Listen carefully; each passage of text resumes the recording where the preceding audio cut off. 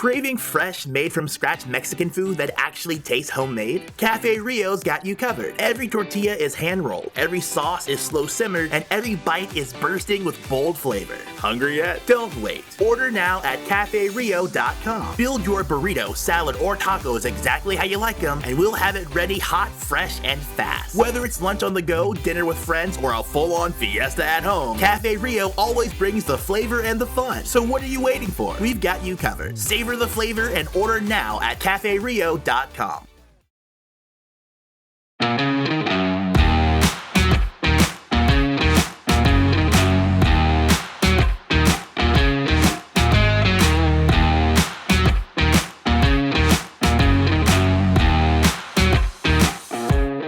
You're listening to the Utah Checkdown podcast. And now your host, Josh Furlong.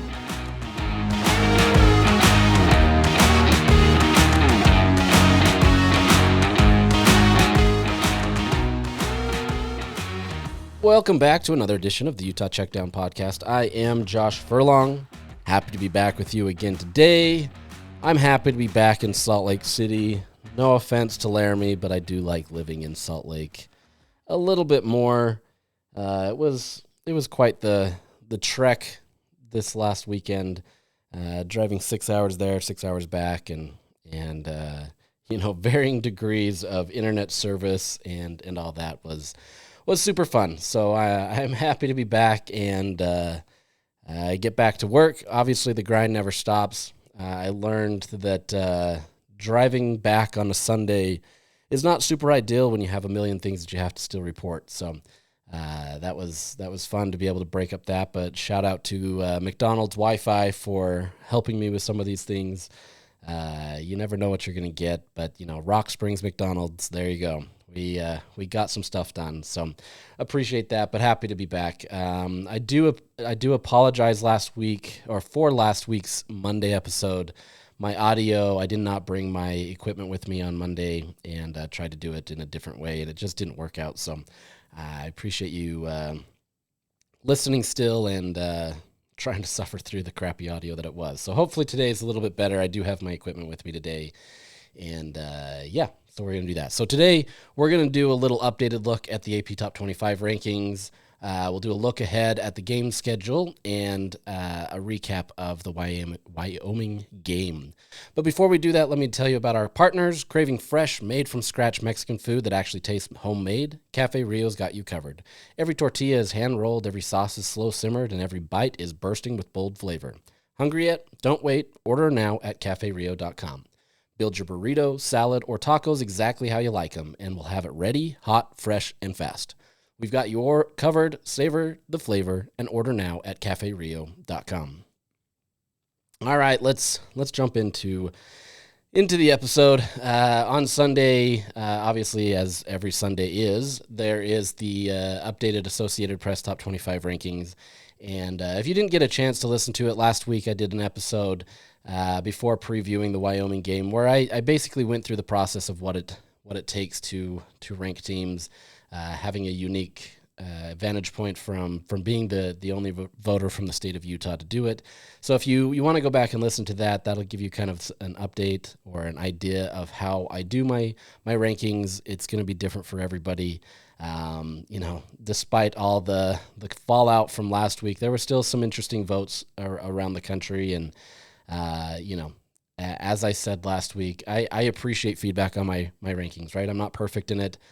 There really is no perfection to it, but at the same time, it's evaluating teams based on how they play, right? Like I don't fault anybody for necessarily having Notre Dame, for example, still in their ballot because they are a team that most likely would beat many of the top 25 teams. They just haven't had a great season to start. I did not put them in my top 25 simply because they're 0-2, right? And so there's rationale behind it. There's more than just 0-2, but each person's going to have their rankings and how they do it. I hope that they have a process for how they do it. Regardless, this is where we're at. So Utah checks in at number 16 this week. That's up 4 spots from where they were last week at number 20. So Utah's really in a prime position with where they need to be.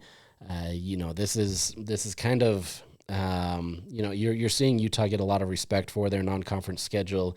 And look, the reality is this non-conference schedule isn't world beater, right? Like this isn't a schedule where, you have all these top teams on there and they're going to be these great teams throughout the rest of the season.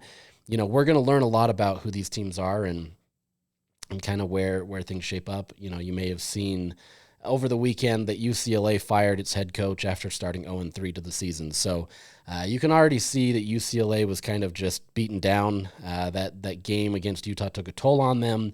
You weren't ever really able to rebound back from that. Not that Utah was the only reason for that, but it doesn't help, right? You were optimistic going into the season that you were going to start out on a great note, and it just never went well, and then you go and lose to teams that you really had no business losing to, and so it's a tough situation, and that's the nature of it. A little side note with that, the UCLA firing, Virginia Tech also went through this as well. They both fired their coaches yesterday. And so what that does is that does open up a 30-day transfer portal window for these players. They're allowed to transfer right now, but there has been some confusion on that. Essentially, you can transfer and you can go join another program, in the next 30 days, but you can't play this season. So there is an NCAA rule where even if your head coach gets fired and you enter into the portal in that 30-day period, you can't play for a second team in the same competing season. So you could have somebody that transfers from UCLA to another program, but they are not allowed to play this year. So it would be more preserving redshirt seasons, doing different things that way. Obviously, all of those players can play at least one more game before making that decision while still preserving redshirt eligibility if they have that available to them. So, we'll see what happens. There's been a lot of decommitments on the recruiting front from UCLA, but that's not, that's what it is. And look, I'm not here to talk about UCLA, so we're going to bypass that. So as that point, Utah is ranked fairly high for this point in the season, and you still haven't really proved a ton from this team. I mean, obviously there's a lot of proof in kind of how they've been able to do things, but at the same time, there's still a lot that needs to be told about this team, right? And fortunately, this week we're going to find out a lot about this team and kind of who they can be. So, good landing spot for the Utes, up to 16, getting a lot of the respect that many think that they deserve. Some people have them ranked higher. I had them, I think, a couple places higher in mine, but it's right in that same vein of where they are at. I don't think any of these are a bad situation. So. Other Big 12 teams ranked, it's just two more teams. That's number 12, Iowa State. They really struggled this last weekend against Arkansas State.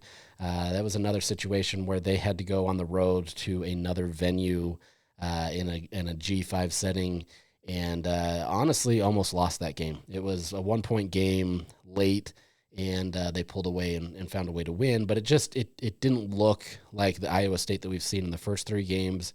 You're bound to have that, right? Like, get it. Like, these G5 games don't always go well for teams. Maybe you're looking down on them. Maybe you're overlooking them. Whatever the case may be, sometimes it's all about matchups. And I think in that situation, Iowa State was just caught in a bad matchup, and it didn't work out. So, I think we've seen some flaws to Iowa State, but at the same time, they're still 4-0 on the season. And are the team that are getting the most votes from the Big 12, and I think it's deserving, right? I actually have them ranked lower on my AP ballot personally. I don't know how sustainable this is based on where they're at, but we'll see. Especially similarly, we've seen Kansas State not be as good, but you can have the same situation for Utah with UCLA. So at least Kansas State had a little bit more optimism to them. They've just bottomed out for whatever reason. And then the last team ranked in the top 25 is Texas Tech at 17. So that sets itself up for a number 16 versus number 17 this week. When the two teams play, obviously Big Noon kickoff is coming in the Big Noon Saturday window. So that's a 10 a.m. game. We went over this last week, but this is a great opportunity for Utah to be able to have the nation really watching. And, what that value is, it's tough to quantify, but at the same time, any good press for a university is a good thing, right? Especially for a university like Utah, which is always trying to kind of showcase itself to the world, especially in this world where you're trying to be included in the club. And that club being maybe the Power Two, whatever we want to describe that as, there's obviously another evolution to conference realignment coming up in the future. And you see Utah already trying to prepare for that. And so anytime you can be in a good spotlight, and especially if Utah can get a win on Saturday, that paints an even better picture. And so it's just more from a marketing perspective to help the university. And so, the fact that you have 2 top 25 ranked teams coming in, that you have the nation coming to Utah, that bodes well for the university, assuming that they can continue to put a good spotlight on the program. So, it should be a fun game. We'll get, I'm going to be talking to a beat writer later this week, and I'll release that previewing Texas Tech. So I'm not going to go too heavy into Texas Tech right now. I want to save a lot of that for then as we preview them. It'll be a fascinating game, and one that is going to have a lot of attention, but Utah's used to this type of situation. This isn't their first rodeo, right? I mean, you've had Michigan, you've had Florida, you've had USC, Oregon. You've had a lot of top teams come to Rice-Eccles Stadium and be featured. So, sometimes it doesn't work out, but I would say Utah is well-versed in this and understand what it takes. So beyond that, you do have other teams from the conference receiving votes. BYU still in that kind of perennial spot of 26, 27. This week they're back to 26 unofficially. And, still kind of lurking on whether they're going to receive a vote or receive a spot in the top 25, And then you have TCU, which is unofficially at 29, Arizona State at 30, and Baylor at 34. So still a lot of the teams that many were talking about at the beginning of the year in relation to being kind of Big 12 title contenders.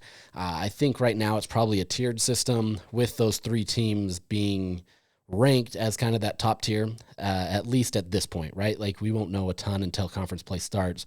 And then you have that second tier of the BYU, TCU, Arizona State, Baylor, which, they're clearly in contention for that.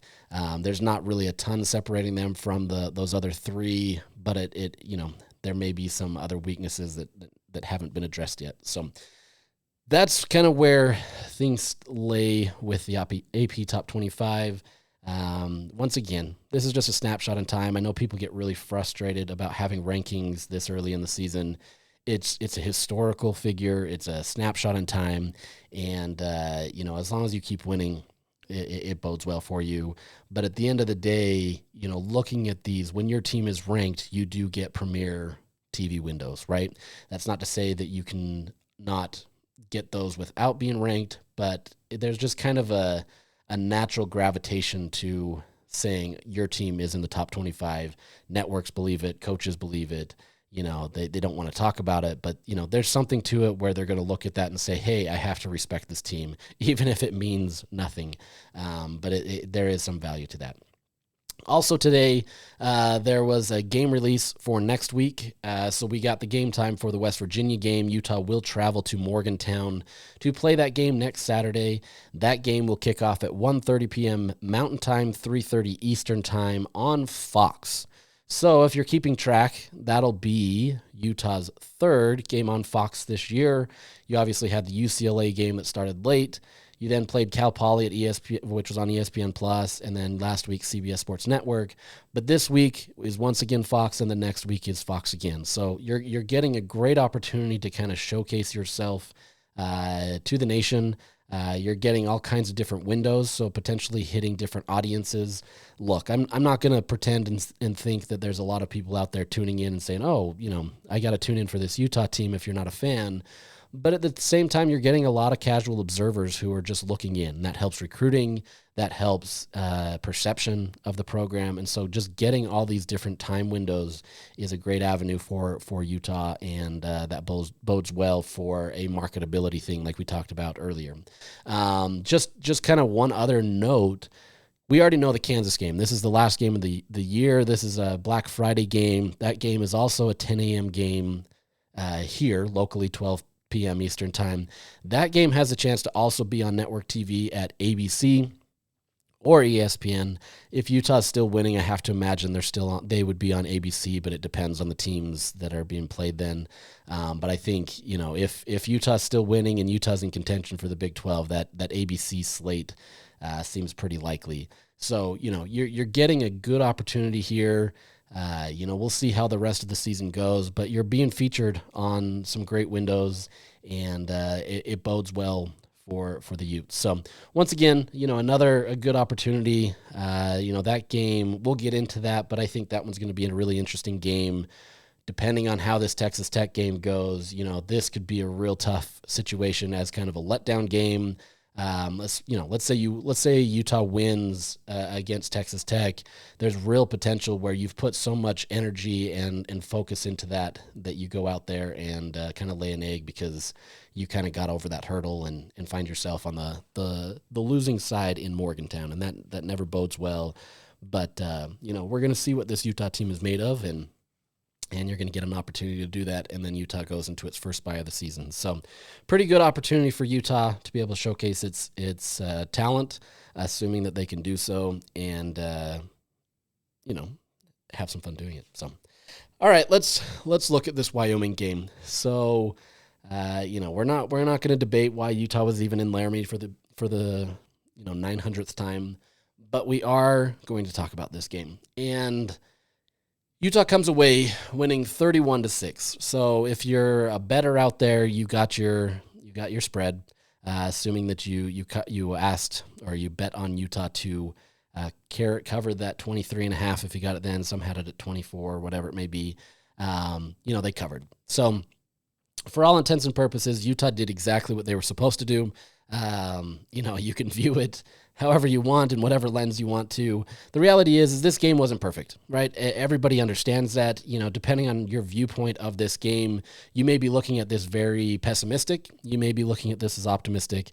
I think it's somewhere in the middle, quite honestly. I think, as you're going into these situations where Wyoming is always a difficult place to play, and yes, some of that is the elevation. I think you saw some of that from the players. Not too much, right? I think it was Sharif Shah last week that said, you're going to fill it that first quarter, first quarter and a half, and then you're going to settle in. But because you've been training in elevation, it's not like it's the end of the world. You're going to figure it out. It just takes a little bit of time if that's where you're going to need. But, this is a team that was fine. So you had a great defensive performance all around, right? There was no question the defense did well, held Wyoming to just a touchdown. They missed the 2-point conversion. But at the same time, this is a team that the defensive performance was pretty solid. There's still things that they're going to look at and say, hey, we need to be better on. And I'm going to touch on some of that stuff in a little bit. But by and large, it was a solid performance. Once again, holds an opposing team to under 230 yards total. So that's 3 straight weeks. There's been a team. Utah's really landed on this perfect range where it's been 220 to 229 is where they've allowed teams. So it's been pretty consistent. Teams have been able to move the ball somewhat, but not enough to really make a difference. And Utah hasn't allowed a ton of points. And so this is another great performance from the defense. And like I said, I'm going to get into that shortly. But beyond that, it wasn't a clean game. There was 10 penalties for 98 yards, and you can argue with some of the penalties on the Mountain West crew and how they officiated it. You can look at PIs, you can look at holding calls, you can look at the pancake that was turned into a holding.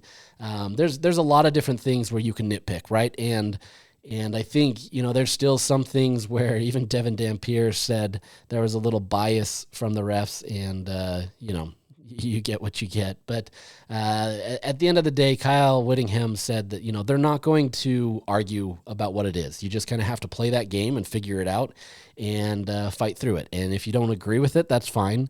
Obviously, Utah didn't agree with all of those things, and they're probably going to be right on those if you were to go back and address it and grade it. But at the same time, if that's what they're calling, you have to play it that way, right? I think that's what so many people misunderstand, right? And this happens a lot more in basketball, where it may not be a foul, right? It may not be a foul, and it may not be something that 9 times out of 10 that a ref is going to call.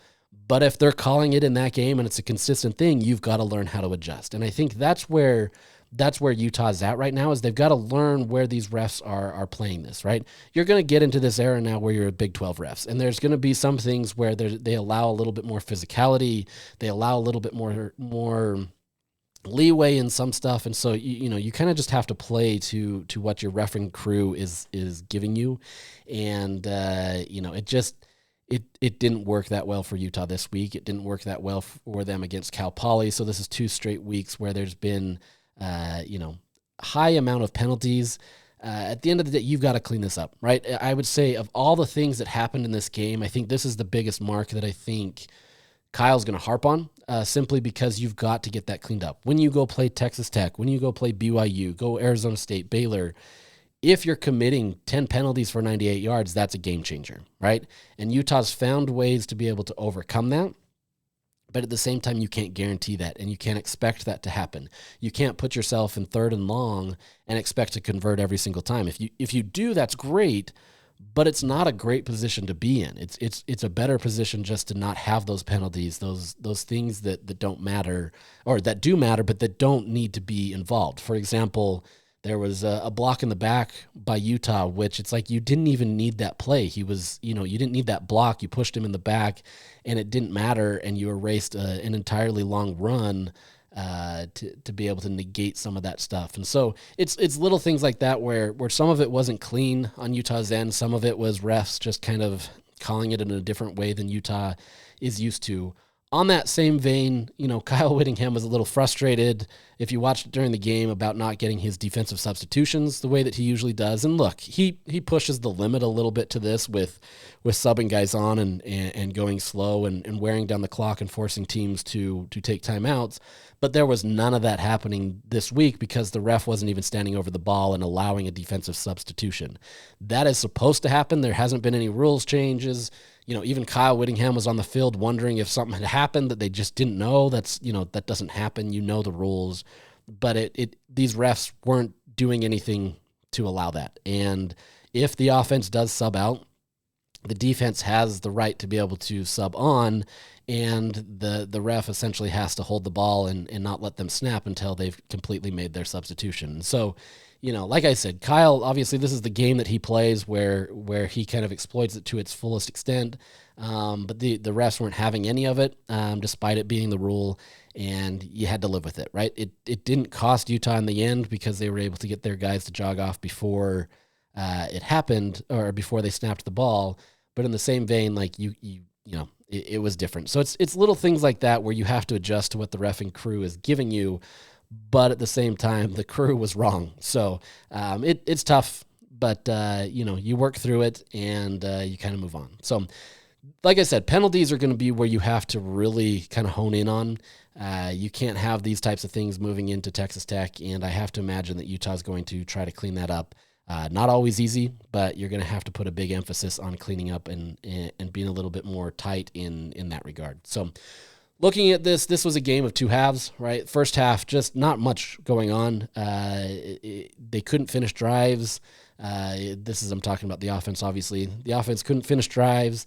To me, it seemed like they were a little rushed. Like they were trying to use their standard up-tempo play, but not in the kind of the same capacity, right? Like it seemed like they were still able to move the ball and they were doing what they need to, but there was some things where they just felt out of sync and out of rhythm, and you didn't really get kind of that consistency and fluidity that we saw in that first game of the season. This is the second week in a row where you kind of get some of that at times.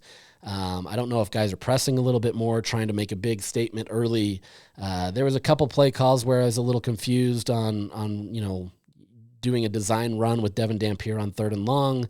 But in the same vein, later on in the game, he's able to get those. So, you win and you lose some. Unfortunately for Utah, they had a ton of yardage and they could move the ball and they could get downfield.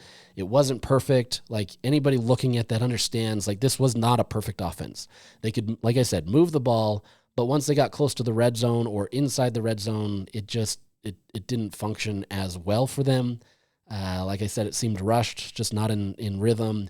And the real backbreaker there is that Dylan Curtis, the freshman place kicker, missed 3 field goals. And, that's tough, right? The first one went wide right. He overcorrects, and it hit the left upright. And so you've got that.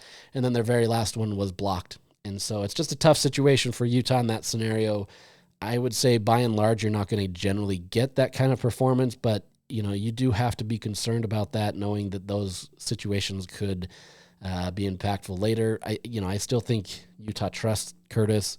He's an upgrade to what Utah's had in a lot of respects. There was a bunch of touchbacks. There wasn't any kick returns. And so there's some, advantages of having him do it. It's just, he's young. You're trying to get it in there, trying to put it in these tough situations, and they're learning opportunities, right? And you'll get it. So then beyond that, you also had one punt that whole first half, really the whole game actually. You had one punt. So it's not like Utah was just, going 3 and out all the time and really struggling. It was one punt the entire game, right? Yeah, you were settling for field goals over touchdowns, and that was probably the bigger concern because you weren't able to finish drives. But at the same time, you were putting yourself in position to score. The big backbreaker there in the first half, though, was, Utah gets a recovered fumble and then marches its way down the field. Nate Johnson goes for, I think 13 yards on a run and fumbles the ball on the 3-yard line, and Utah loses the ball right there. So, the drive itself looked like probably the most complete and Utah-type drive that they wanted, and then it just ends in a turnover. Obviously, Nate Johnson, beside himself for that, really upset by it and frustrated. And during the game, there was a scenario where not a scenario, it did happen. Devon Dampier came up and was talking to Nate Johnson. And so I asked him after the game about it, and so I want to play a little clip. Man, I'm really struggling.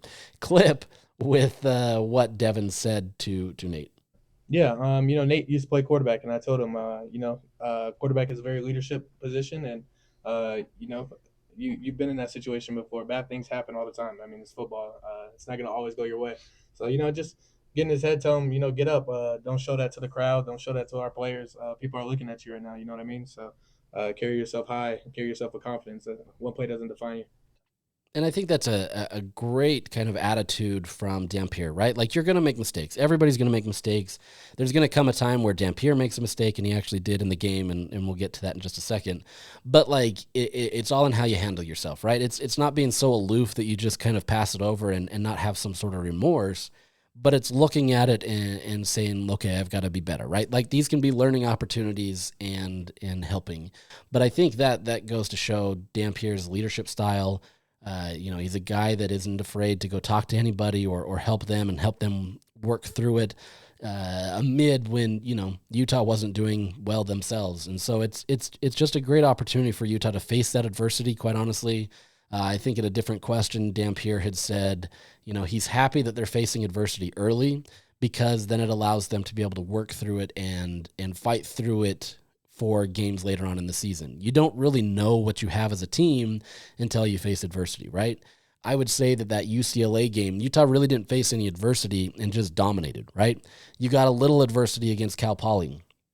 You got more adversity against a Wyoming team that was selling out and really trying their hardest to be able to stop you, and you were able to learn a lot of lessons from that. Is it going to be the toughest test? No, 100%. Utah's going to have tougher challenges and maybe more adversity coming their way, but it was an opportunity to kind of start to see what this team is made of, right? And kind of how they're able to kind of come together and work. Part of the problem last year is the team didn't come together, right? There became much more fighting. There became much more finger pointing, and everybody was kind of trying to do things for themselves. Not that they weren't playing together as a team at times, but it just didn't have that same cohesiveness that this team does, where you can come together and say, hey, look, we made a mistake. The defense can come in there and they recognize that they were having a great performance, but they say, hey, we got you, right? Like, we're going to keep fighting for you and we're going to do this. But it's on the offense to say, hey, look, we're not just going to let this be a defensive performance. We're going to go out there and showcase ourselves as well. And so you did see that. In the second half, it was a completely different game. It's not that the numbers changed. Kyle Whittingham pointed this out today, where they essentially had the same numbers in terms of total yardage, rushing yards, passing yards, that kind of stuff. it was pretty equal between the two halves. The difference is Utah was finishing their drives. And so for not having any drives in the first half where you were able to get a touchdown outside of the one where you could have gotten one on the fumble, Utah finished the second half with 4 straight possessions, the only drives that they had in that second half, where each one was a touchdown. The second one I would say is probably the most impressive, and the reason I say that is because it ended up being a 19-play, 80-yard drive over 7 minutes. And, Utah did this against UCLA where they went 20 plays. It was much more methodical and clean, and allowed Utah to really just kind of hone in on what they did best. This one was chaotic in all respects, right? And Utah's holding on to a 10-0 lead. It felt comfortable. It's not like Utah was ever really in doubt, but there was always that feeling that if the right things went Wyoming's way, this game could turn fast. And so this drive specifically probably meant more than that first drive in the second half where they got the touchdown. That first one, you needed that. But I would say this one meant more to the actual gameplay in terms of stopping Wyoming, right? And so in this drive, there's a ton of problems. There's holding penalties after holding penalties. There's different things that are going on to push Utah back. Essentially, the biggest moment here is you get to a 3rd and 21, and honestly, it didn't look good, right? Like Utah's been in these situations before in years past where 3rd and 21 is a backbreaker. You're just not going to convert it. You're not going to do it. You're not really going to be effective in that situation because it just didn't happen, right? And, it is what it is, right? Like Utah's been in some of these situations already this year where you've been backed up a little bit and they've been able to prove well in their 3rd down conversions. But the way that the game was playing itself out, it just didn't have that feel where this was going to be one of those, even though Utah came out in the second half doing much better. But Utah, Dampier finds Devon Bentley down the sideline. He gets 23 yards. He bulldozes his way to the first down marker. He caught the pass, I think, at 21 yards, so he was fine, but bulldozes himself to an extra 2 yards and gets the first down, and Utah moves on. The drive ends when Dampier fumbles the ball as he's looking to pass somewhere, quickly picks it up, scans the field, and finds Larry Simmons in the front corner of the end zone with a toe-tapping touchdown, and all is well. But, it was a remarkable play to be able to find Simmons and be able to do that, but I would say similarly equal to that is that 3rd and 21 play. I think both of those things, I don't want to call him luck because I think that's who Devon Dampier is, and you're starting to see that especially from Devon Bentley emerging as a tight end that has been consistent. But you're seeing, even within that own drive, a bunch of adversity, right? Like Utah finding ways to fight through that and then get the touchdown. Dampier said after the game, he's like, look, I trust my offensive line enough to know that I don't have to jump on the ball in that scenario, that I can quickly pick it up and still have an opportunity to make a play. And kudos to that offensive line because they did, right? They gave Dampier all the time in the world to be able to have what he needed to be able to be in that situation. He didn't have to pick it up and quickly run. He was able to scan the field and see that he had an open receiver, and he struck with a perfect pass that only Simmons could get, and Simmons made the play look even better with his toe-tapping grab to be able to get the touchdown. From then on out, it was all Utah, right? Like this was Utah's game. They had the full confidence, and everything was won. The last drive of the game was essentially not putting it in Devon Dampier's hands, but at the same time keeping him on the field so you don't have to burn a quarterback for redshirt games. And, you even had Devon Dampier flex out wide a couple times. You had Hunter Andrews pretty much in the Wildcat every single time. And Utah marched their way down for 75 yards, and Hunter Andrews finishes it with a rushing touchdown. So, that touchdown actually meant a ton to a lot of people who are considering that game. They had a little money on that game. So kind of fun to be able to see how it goes. But it really kind of shows the difference with this team, that they haven't really been stalled by other teams yet. That's not to say that they haven't been stopped, but they haven't really done anything to be able to be stopped by other teams. It's more Utah beating itself. And that was really kind of the takeaway from that first half, is Utah was beating itself. They were moving the ball with ease. Maybe not ease. That's probably not the best way to put it. They weren't necessarily struggling, but it wasn't like everything was great. But in the same vein, they were doing what they needed to. They just couldn't finish at times. There were some plays, like I said, where Dampier was called on to have a designed run. They ran him a few times, and sometimes you get those, but it just didn't work out. There's a few passes that were incomplete. Different things like that, one catch or one first down and suddenly things change. But it is what it is. I think if you're looking at this game in totality, you're not going to be super impressed with the game, but at the same time, I think there was a lot to still glean from of how impressive this offense can be and what Utah can do. I mean, they put up over 570 yards of offense, 311 rushing yards. I mean, this was a total domination performance, and so it was 517, not 70. Sorry. 517 total yards. But it was just a total domination in terms of kind of what, maybe it was 570. I'm getting my stats mixed up. I have some other things here where I'll talk about that, but either way, over 500 yards, and Utah did well. So I understand if you're frustrated by that game, but at the same time, I don't think it's as bad as it really needed to be. I think there's still things that Utah's holding back on. They're still doing things that is setting up for what this season can be, and really fascinated to see how it goes. So really quick, looking at some of the stats and kind of where Utah's been. So coming into the game, Utah's third down conversion was incredibly high, one of the best in the countries. They were converting at a high rate on third down, and finishes the game just 9 of 15. Still not a bad number, but at the same time, it started out as 4 of 10 at halftime. Just weren't converting on third downs, and that's really where the game changed for Utah in that first half.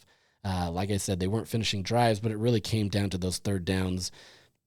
But the point being is you've got to get more on those first and second downs, right?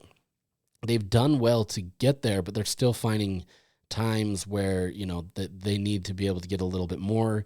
And then those third downs, sometimes third and long aren't as difficult. They're a little bit more manageable. But Utah's finding a way to convert. That second half, they went 5 of 5 on third down, so it wasn't a bad situation at all. It was a great opportunity for Utah, and, you still learned a lot about what you were. As I mentioned, 311 rushing yards against Wyoming, really solid performance. This is between 6 players. I think that's the most impressive thing here is between multiple people. It's not just, Devon Dampier rushing for all the yards. It's not Wayshawn Parker running for all the yards. It's a bunch of different guys doing different things, and if anything, that limits the amount of carries that these guys get, meaning it limits the production, not production, but the wear and tear on the body that these guys have to take all year. The fact that you can get to this point where you had 311 yards and you were able to distribute that equally to a lot of the players means great things for Utah, where you're not losing a lot of production. You're not losing, the issues where you're trying to run a running back out there 30 times. This is a great situation for Utah to be in. So Devon Dampier leads the team with 86 yards on 13 carries, only 13. I know it seems like a lot, and there's still times where I think people get worried with it, but he's averaging 6.6 yards per carry, right? Like he's doing a ton with the ball, and they're going to continue to put the ball in his hands. Wayshawn Parker finishes with 80 yards on 10 carries. He only actually had 2 carries at halftime, and so he really kind of started to come alive in the second half. Hunter Andrews finishes with 62 and 6 carries. He also gets a touchdown. Like I said, he was playing in the Wildcat for much of that last drive. Nakari Rogers, 60 yards, 13 carries and 1 touchdown. Nate Johnson, 16 yards, 1 carry. Snowden, only 7 yards and 2 carries. They limited him a little bit more. I think you see where they continue to go with him, but if they don't need to do him, they're not necessarily just going to keep him out there to keep him out there. So good opportunities for Utah. There's going to continue to be more of that. I still think you're going to find a bunch of guys working there. Dampier is still going to be a central figure to that run game, but you've got at the very minimum Wayshawn Parker and Nakari Rogers doing things. Hunter Andrews is really emerging. JJ Buchanan is starting to get in there, though he's still much more of a pass catcher. You're getting a whole bunch of other guys factoring into that, and I think that means well. So real quick, a season update, just kind of looking at these things. Utah is 13th in the country in scoring offense. They're averaging 45.7 points per game. Those numbers are going to drop for everybody, right? Like, we get it. non-conference games, especially when you have FCS games factored into there, those numbers are going to change. But I think you're seeing a team that obviously clearly has a much improved offense, and it's showing up on the stat sheet. Also, total yards, Utah has put up an average of 517. That's where the 517 came from. That's 15th in the country. So for a team that was near the bottom last year, Jason Beck is once again doing his magic and putting Utah at near the top of the country.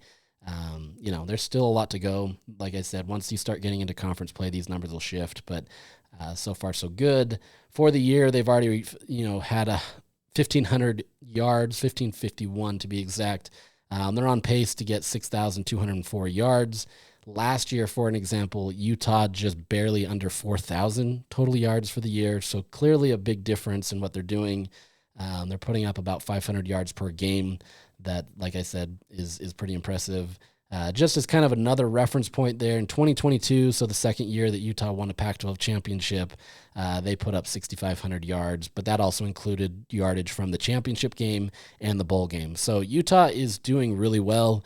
They're on pace to be able to beat that kind of performance, assuming that they stay on this pace. That's going to drop, but doing well. Rushing yards, they're averaging 290 yards per game, which is 7th in the country. Their total for the season is 870 yards and on pace for 3,480. Once again, last year, 1,565. That was what the total yardage was, and Mekhi Bernard accounted for 1,000 of that. So Utah is almost to its last year's production in terms of rushing yards in just 3 games, which is, if that doesn't scream some of the biggest issues that Utah had last year, then I don't know what to tell you. That was a big issue. In 2022, once again, this includes championship and bowl game, 3,047 rushing yards. So Utah's well on its way to doing well this year.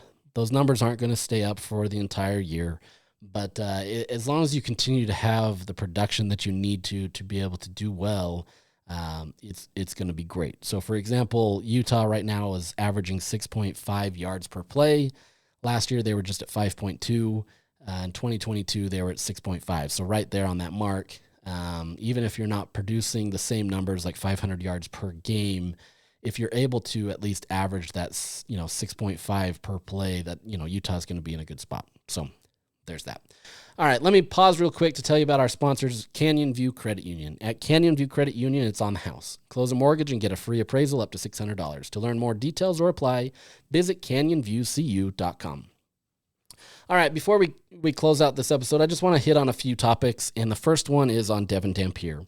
We're 3 games in. There was a lot made about kind of who he can be. Can he do this at this level? And we still haven't fully gotten that picture because he hasn't played anybody outside of UCLA, and UCLA, clearly isn't up to snuff. I will argue that UCLA is going to give their best performance in that first game of the year. That still doesn't mean that it's anything to value, but at the same time, you're seeing Dampier, who came in with a 1-to-1 touchdown to interception ratio. 12-12 was what it was, and a lot of people criticizing kind of that number, that he was just going to be more of turnover prone and all that, and also his completion percentage just wasn't that high. Through 3 games, and obviously it's just 3 games, and it's against competition that's going to be different than what he's going to face in the next 9 games. He's 65 of 89, which is 73% on the year for 628 yards, 7 touchdowns, and 0 interceptions. He's also rushed for 198 yards, leads the team by 6 yards by the way, on 33 attempts, and he has 1 rushing touchdown. He's averaging 6 yards per carry. So really solid numbers. This is a guy that's been able to do really well. Obviously, 0 interceptions is impressive. You can see in his game how he's been much more methodical, but also careful in kind of how he's getting in there. You're seeing a little bit more of a development from him and how he's processing the field. Sometimes that has bitten Utah in the sense that they haven't been able to get those big explosive plays that Kyle Whittingham's looking for, but he's limiting his potential for turnover-worthy plays. And I think that in and of itself is impressive. The reality is Dampier's going to throw an interception one of these days, right? It could happen this Saturday. Like, it's very rare. Actually, I don't even know when the last time this happened, but it's rare that a starting quarterback at a Power 4 program did not throw at least one interception. I mean, if you're DJ Lagway at Florida, you threw 5 just this week. So I don't think that's going to happen. But there's going to come a time where he throws his first interception, and it's all in how he handles it after that, right? There's still a lot about his game that we don't know, but I think we know enough to kind of showcase who he is. There's obviously guys in the national media that are hyping him up as a potential Heisman candidate. We're way too early for that kind of stuff, but you're at least getting in that conversation where people can look at you and say, hey, this Devon Dampier kid is really solid, and if he continues to have this same success, there's no reason he shouldn't at least be in that conversation. Whether he's there or not remains to be seen.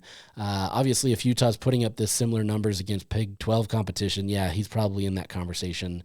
But at the same time, it's learning kind of where he can be. But by every account, he has lived up to what Utah's wanted, and it's been a big game changer for this Utah team, who really just you needed just something decent, and you've been able to have something so much more than that. Obviously, having the dual threat capabilities helps.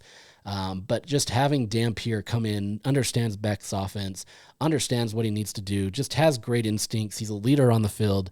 It shows a lot for what Utah has right here. And Kyle Whittingham, who, he's obviously going to grade his quarterbacks high if they're performing and getting touchdowns. But I think even to that level, Dampier is on par, if not exceeding what Kyle Whittingham has wanted. And so today he graded him as an A+. Like, I don't know what that means for the rest of the season for Dampier, if he can maintain at this level, but you're seeing a guy that has completely lived up to the expectations that Utah's had for them. And now it's just a matter of finishing strong and being able to do it. But here's Kyle talking about kind of what Devon brings to the team and kind of assessing him 3 games into the season. Now, 3 games into the season, how would you grade where Devon is right now, and where does he need to go to kind of reach that depth that you guys really? Well, I give him an A+. I mean, not only is what he's doing on the field, but his leadership, his impact on the team overall. He's just been exactly what we hoped he would be, and he's without question one of our team leaders, and the players have embraced him. And so I think that we couldn't have asked any more from him to this point. He's completing the ball at a high rate. He's protecting the football. He's our leading rusher right now.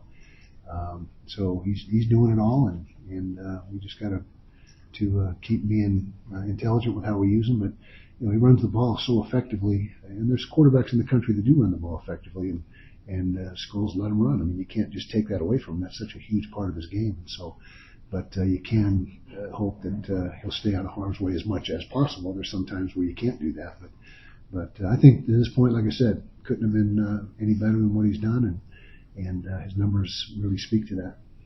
And I think that's the biggest point there is you can't take away his game, right? Like, I know a lot of people are really worried about his running. I think most of the runs that he's done haven't really been in a situation where he's going to put himself in harm's way. Now, there's some of those where he's running up the gap and trying to get third downs. There's always a chance that can be a risk.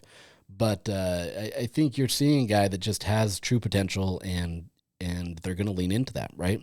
You're going to still have to have Devon Dampier running the ball.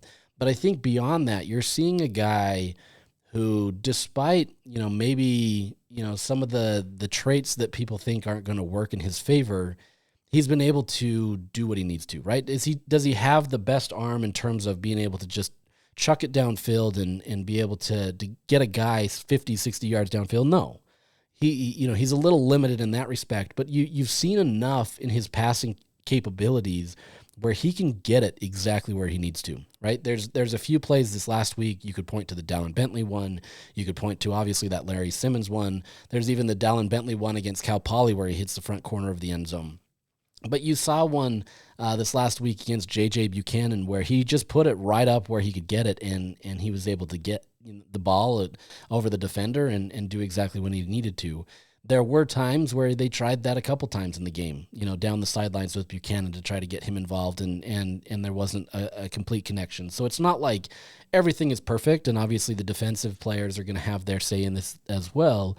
But you've got a guy that, when he needs to pass, he's been pretty effective and efficient with it. There hasn't been a ton of mistakes. There's still some of that where you want to see when Utah really needs him to make a pass, can he do it? And we've seen that, right? Like that 3rd and 21 is an example of where they needed it. But I think when games are tighter, when the pressure is on, and when you do it, can he hit those tight windows where he can force it a little bit, where you can see his true playmaking abilities? But I think right now, you have to be very optimistic about what Devon Dampier means to the program and what he's doing for the program. Look, injuries can happen anywhere, right? Like we get that, right? And it's real easy to kind of have everything come to a screeching halt when injuries happen. But I think as of right now, Utah's doing really well. And if they can continue to get that kind of production out of him, Utah's going to be in a good position in the Big 12. I don't know that there's a team out there that necessarily has all the right tools that can just completely stop him on their own, right? Like I just think mobile quarterbacks in and of themselves are just a tricky matchup for any team in the country. And so, that they can lean into that advantage. I think you saw, especially when teams can load the box and they're going to try to force you to pass, he's been able to do it, right? And some of this is Utah designing it, with this screen pass or these shorter passes to be able to help him. But I think it all goes into it, right? Like when you've got a guy that can be effective in those quick passes and the short passes, where he can be effective in the middle of the field, where he can be effective a little bit more downfield, which we still haven't fully seen his true capabilities there. It's tough because now you've got to respect all levels of the game, especially when he can run. There's going to be design plays where he can get out there. There's going to be plays where the play is just completely broken down and he has to use his own feet and get what he needs to, and that's the challenge. And I think part of that is we've seen a lot from him in these first 3 games, but I don't know that we've fully seen his true potential. I think Jason Beck has, I don't want to call it fully vanilla. I mean, Utah's put some stuff out there, but I think you've seen a lot of different things. They're setting up for a lot more coming this season. You're going to see that potentially this week, and you're going to see some of this shift as the season goes. And I think that's what makes this offense so great, is that they can shift to some of those things. Things that aren't working right now may work later. Some things that are working right now may not work later. But it seems like they've got enough players around them that they can be malleable, right? Like they can move around and they can do different things, where if they're taking away, those short passes, maybe they can hit the tight ends more. Maybe they can find different ways to get their run game to develop. Like there's a lot of different things that this offense can do. And that leads me into kind of another point where Jason Beck is seemingly creating this positionless player in football. We hear about that a lot in basketball, where you've got a guy that can kind of go 1 through 5, and with teams going a lot more small ball and trying to use guys in different areas of the court, this is kind of that next evolution inside college football, where Beck is trying to take players. I mean, we've seen that with 3 defensive players, but you're seeing guys that may not fit a prototypical position, or maybe that prototypical player or that player in that prototypical spot may not be doing the same types of things. And so it's creating this challenge for opposing defenses who don't really know how to scheme it up, right? A lot of these times, and look, I'm not going to sit here and pretend to be an expert on this, but when these opposing teams are scouting the game, most of the time they're just looking at the numbers, right? They're not looking at the name. They couldn't care less about the name. You don't have any guarantees outside of numbers. And so when you have this, you say, okay, player 22, he lines up right here, and this is what he does, that kinds of things. In this system, you don't have that guarantee, because player 22, which obviously Utah doesn't have player 22, that's retired, and we get why, but we're going to use that number. Player 22 does this. No, he has a multitude of things that he can do, and then it just creates, an off-balance situation where the linebacker now has to factor, okay, I've got to usually do this, but also I have to do this. The defensive end has to factor into different things. Like, there's a lot of different things where these players, it can create a challenge for the defense. And so I asked Kyle about that today, and just kind of what this means to Utah. In Jason's offense, it seems like there's been a lot more positionless players, guys that can kind of fill different roles. Do you see that as an evolution in the sport, or is that more of just kind of a wrinkle? And what advantage does that provide having that in the system? Well, that's a good question, and you're very observant because that's exactly what he does. And what it does is puts D coordinators in a situation where how do we treat this guy? Is he a wideout? Is he a running back? Is he a tight end? You know, what exactly is the matchup going to be? And that in particular is a challenge for teams that have sub packages, you know, that sub in and out with your different groups. Some defenses will play the same 11 no matter what you put out there, and it's not as big a deal to those guys. But those matchup defenses, it certainly causes problems, and how to identify the guy and how to categorize the guy. And you're right, he has and I've said it before, Jason has a really good feel for getting the most out of his guys and putting them in positions where they can do the things they do best instead of asking a guy to do something that maybe is not his cup of tea. He does a great job of finding their role and maximizing that role. I think that's exactly the kind of point where when you talk about an offensive coordinator and he says, you know, I try to put my players in the best position for them, or I play my offense to them. You know, we've heard that. We even heard that with Andy Ludwig, where he's going to scheme the plays to his best players. And I'm not saying that wasn't the case, right? Clearly for Utah, their best player was Cam Rising. And so they were scheming towards his skill set and what he was able to do. But at the same time, you were still kind of fitting guys into a position that they didn't fully feel comfortable with, especially with kind of the Bible of a playbook that Andy Ludwig had. And so it created this challenge that just didn't really suit Utah. Jason Beck is completely changing kind of how that is. And look, I'm not saying that Beck is like some revolutionary offensive play caller, right? Like, this isn't revolutionary in its own right. But at the same time, if you can create players, or not create players, but create situations for players where they don't have a set position, it completely changes the game. And it may be subtle, but at the same time, if you're able to do it in a way that really puts opposing teams in a tough situation, it creates all the advantages in the world for the offense. Nothing hurts a defense more than if they have to think. And if you've got guys that can't just react and they can't understand what they need to do in their assignment, like for example, like Kyle said, if they don't know the category of where to put that guy, how do you line up? How do you see this? I'm supposed to line up when there's a fullback right here, but now that fullback also is, is able to do this and suddenly becomes a wide receiver or whatever that, I'm just throwing things out there. It changes kind of the makeup, and so it puts players in an uncomfortable position on the defense. Oh, and then you factor in that you have Devon Dampier back there, and that he's able to just absolutely wreak havoc on teams because you have to respect him. And so it's not like teams can't scheme towards this, right? It's not like they can't say, okay, here's kind of his tendencies. And the longer the season goes, there's going to be more tape on that. It's going to be much harder for Jason Beck to really utilize the positionless player. But you see a willingness to be able to just kind of find guys and help them with whatever they need to do. For example, you have Smith, Snowden, Lander Barton, Jackson Benny that have come over from the defensive side.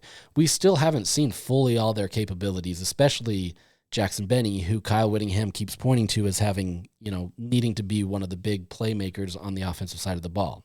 You have Hunter Andrews, whose role continues to develop, who, if he can be utilized in that wildcat position, what does that mean, right?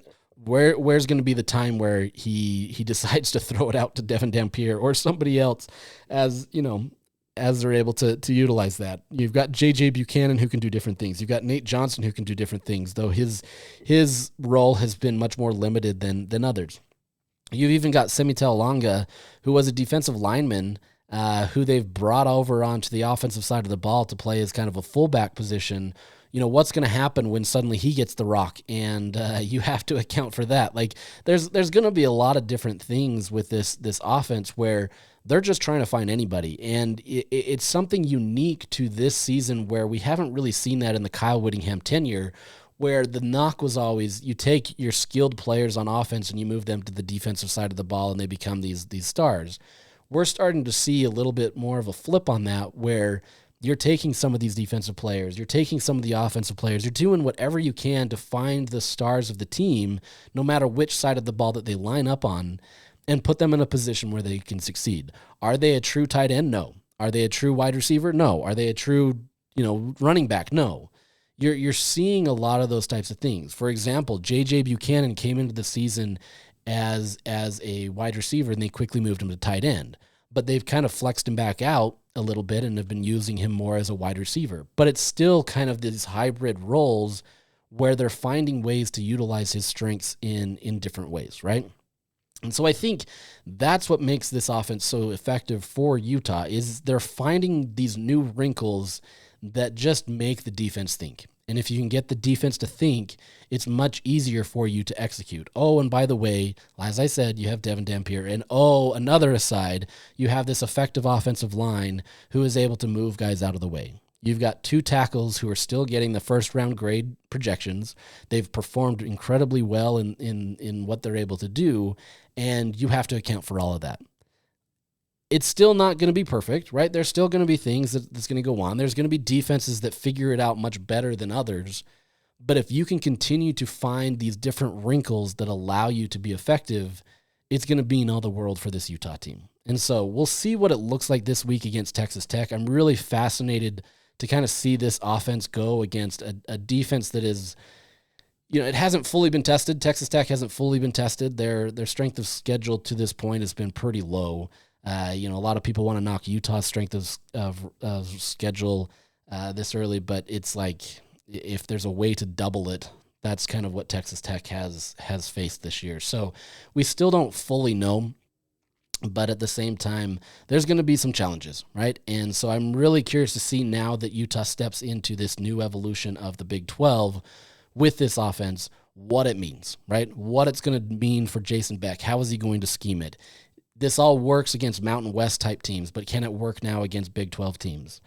It obviously worked against a Big 10 team in UCLA, and they have their own problems. He's done this at Syracuse. He's had opportunities to do this, so it's not like this is an unproven concept.